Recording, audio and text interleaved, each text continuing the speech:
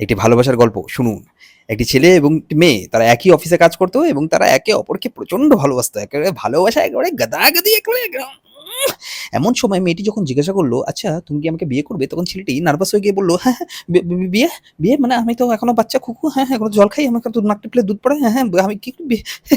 তো মেয়েটি বলল, "ও যদি বিয়েই না করো তাহলে এতদিন ধরে কি আমাকে ঘোরাচ্ছিলে?" এটি শুনে ছেলেটির গাড় ফেটে যায় এবং তারপরে সে সুইচ মেরে অন্য কোম্পানি চলে যায়। ক্ষোভে, দুঃখে, কান্নায় মেয়েটি যখন ভেঙে পড়ে এবং মেয়েটি যখন ভাবে এই জীবনে আমার আর কি আছে? ওই তো ছিল আমার সব। তখন বস এসে বলে, "আরে তুমি টেনশন নিচ্ছ কেন? আমি আছি।" আমাদের হিরোইন তখন বসের দিকে তাকিয়ে বলে, "হ্যাঁ, তুমি আছো মানে? আমি তো অন্য একজনকে ভালোবাসতাম।" তখন আমাদের বস বলে, "হ্যাঁ, হ্যাঁ, কিন্তু আমি তো তোমাকে ভালোবাসতাম এবং আমি সবটাই জানি। তুমি চিন্তা করো না।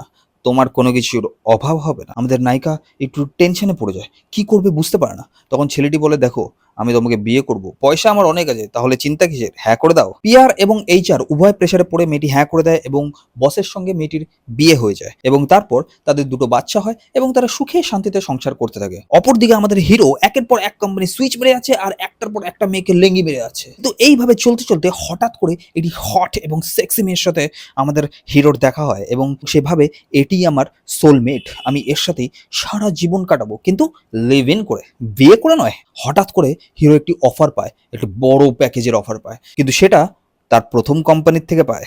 সেভাবে এত বড় প্যাকেজ হাতছাড়া করে দেবেন? হ্যাঁ, let's go to that company. Hero অফিসে এন্ট্রি মারে হিরোর মতন করে এবং গিয়ে দেখে তার এক্স সেখানে বসে কম্পিউটারে একটা এক্সেলে কাজ করছে।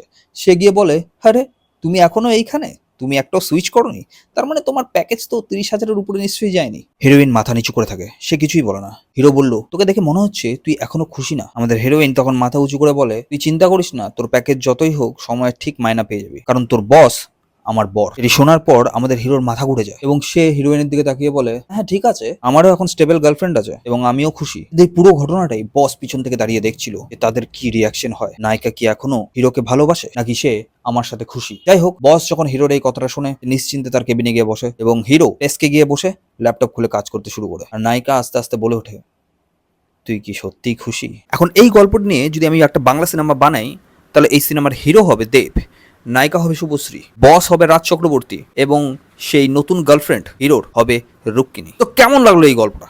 আমার মনে হয় এরকমই একটা গল্প আমাদের বাংলার সবাই শুনতে চায়। তার জন্য দেব আর শুভশ্রীকে নিয়ে এত আদিক্লাপানা করছে লোকে। তো গল্পটি ভালো লাগে রাখলে অবশ্যই লাইক শেয়ার করবেন আর কমেন্টে এসে হুল্লাট খিস্তি মারতে পারেন। Thank you.